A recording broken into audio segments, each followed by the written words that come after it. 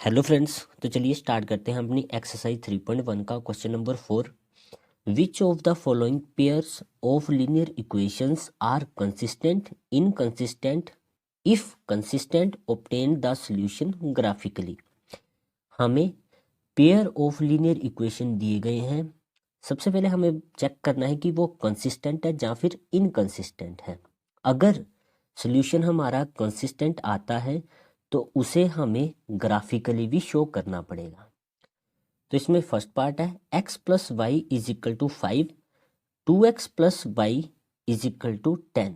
ये हमें two pair of linear equation दी गई है। चलिए इनको सॉल्व करते हैं।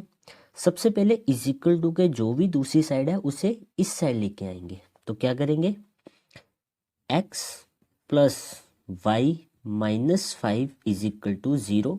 प्लस का 5 था, इज इक्वल टू के दूसरी साइड आया तो माइनस का हो गया।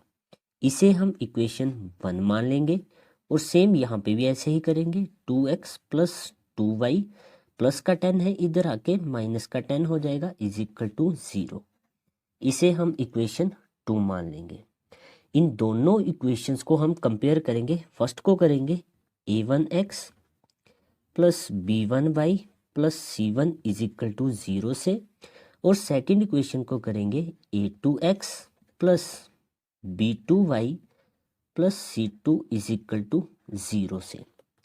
जब हम फर्स्ट इक्वेशन को इसके साथ कंपेयर करेंगे तो a1 की वैल्यू यहाँ से आ जाएगी 1, क्योंकि x का कोफिशिएंट यहाँ पे क्या है 1। सेम b1 की वैल्यू आ जाएगी 1, c1 की वैल्यू आ जाएगी -5। यहाँ से a2 की वैल्यू 2, b2 की वैल्यू आ जाएगी 2 और c2 की वैल्यू -10। अब हमें चेक करना है कि क्या हमारा सॉल्यूशन कंसिस्टेंट है या इनकंसिस्टेंट है। तो उसके लिए सबसे पहले a1 और a2 की रेशियो को फाइंड करेंगे।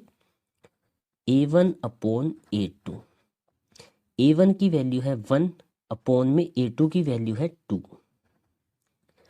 आगे b1 अपॉन b2, b1 की वैल्यू है 1, b2 की वैल्यू है 2। सेम c1 अपॉन c2 की रेशियो फाइंड कर लेते हैं।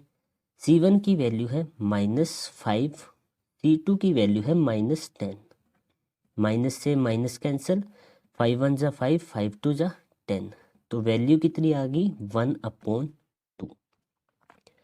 सभी की वैल्यू यहाँ पे सेम है, तो लिखेंगे a1 अपॉन a2 बराबर है b1 अपॉन b2 के, अल्सो c1 अपॉन c2 के। जब भी हमारा सॉल्यूशन सारे ये बराबर हो तो वहाँ पे हमारा को इंसिडेंट लाइन्स बनती है। को इंसिडेंट लाइन में इनफाइनाइट मैनी सॉल्यूशन होते हैं, इनफाइनाइट मैनी सॉल्यूशन।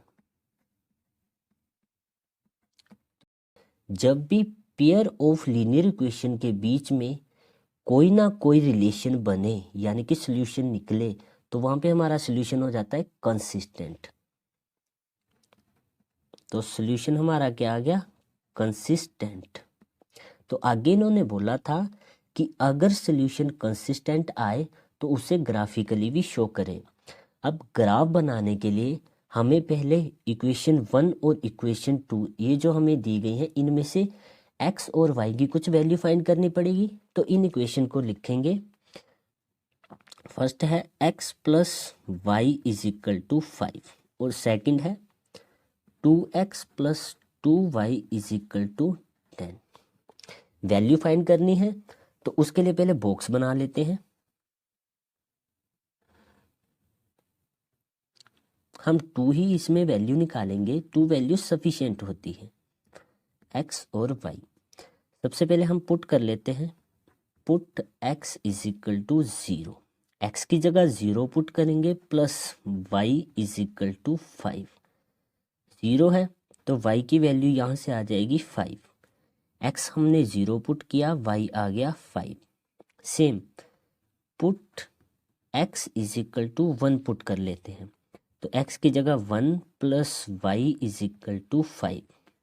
प्लस का 1 है, दूसरी साइड जाएगा तो माइनस का हो जाएगा, y is equal to 5 minus 1, तो y की वैल्यू यहाँ से आ गई 4। x हमने 1 पुट किया, y की वैल्यू आ गई 4। तो ये हमने अपनी फर्स्ट इक्वेशन से 2 वैल्यू निकाल ली है। अब जो हमारे पास सेकंड इक्वेशन है उसमें से x और y की 2 वैल्यूज निकाल लेते हैं। तो सबसे पहले उसके लिए बॉक्स बनाएंगे।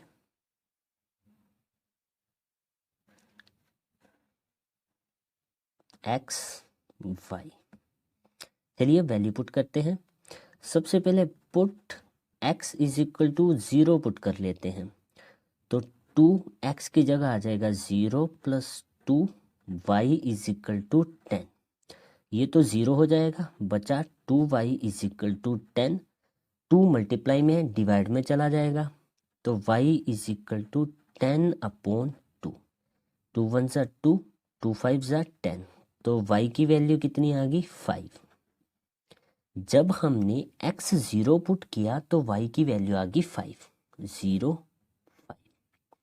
अब इसमें ही दोबारा x या y की वैल्यू पुट करते हैं, तो put x is equal to इस बार 1 पुट कर लेते हैं, तो 2x की जगह कितना आ जाएगा 1 plus 2y is equal to 10।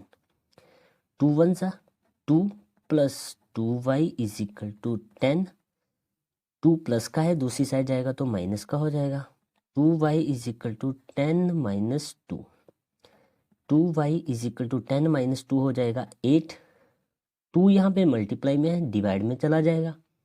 y is equal to 8 upon 2, cancel करेंगे 2 1 ज़ा 2, 2 4 ज़ा 8, तो y की वैल्यू यहाँ से आ गई 4। जब हमने x 1 पुट किया तो y की वैल्यू आ गई 4, x 1 y 4। तो दोनों इक्वेशन से हमने x और y की वैल्यू निकाल ली। अब इसे ग्राफ में पुट करते हैं। तो चलिए सोल्व करते हैं हम इसको आगे ग्राफिकली। ग्राफ में देखिए ये हमारी x एक्सिस होती है और ये y एक्सिस होती है। x की पॉजिटिव वैल्यू 0 से इस साइड को होती है और नेगेटिव वैल्यू इस साइड को होती है। सेम y की जो पॉजिटिव वैल्यू होती है वो ऊपर की तरफ होती है और नेगेटिव वैल्यू नीचे की ओर होती है।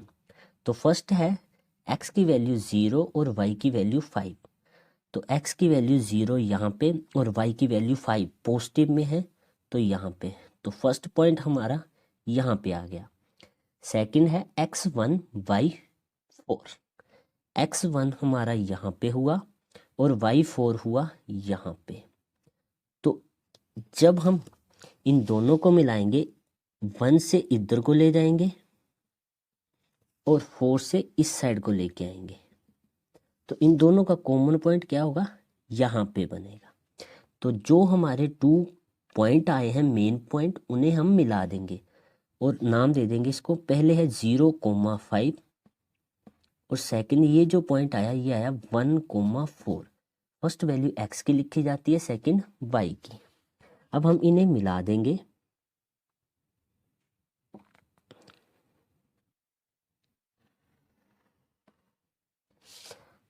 किस इक्वेशन के पॉइंट है ये x plus y is equal to 5, वो भी लिख देंगे हम x plus y is equal to 5।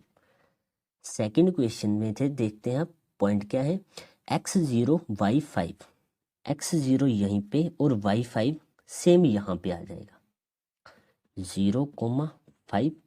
Second है x1 y4, x1 y4 यहाँ पे और इन दोनों का कॉमन पॉइंट यहीं पे आएगा। अब देखिए सेम यही लाइन इन 2 पॉइंट्स की भी बनेगी। तो हमने स्टार्टिंग में पढ़ा था कि जब हमारा सॉल्यूशन क्या आया था कोइंसिडेंट लाइंस।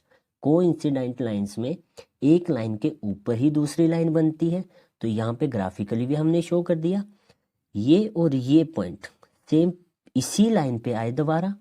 किस इक्वेशन के पॉइंट है वो भी लिख देंगे 2x plus 2y is equal to 10। तो ये हमने इसे ग्राफिकली भी शो कर दिया। आई होप आपको ये क्वेश्चन अच्छे से क्लियर हो गया होगा। चलिए मिलते हैं नेक्स्ट पार्ट के साथ नेक्स्ट वीडियो में, जिसका लिंक आपको डिस्क्रिप्शन में मिल जाएगा। जय श्री राम।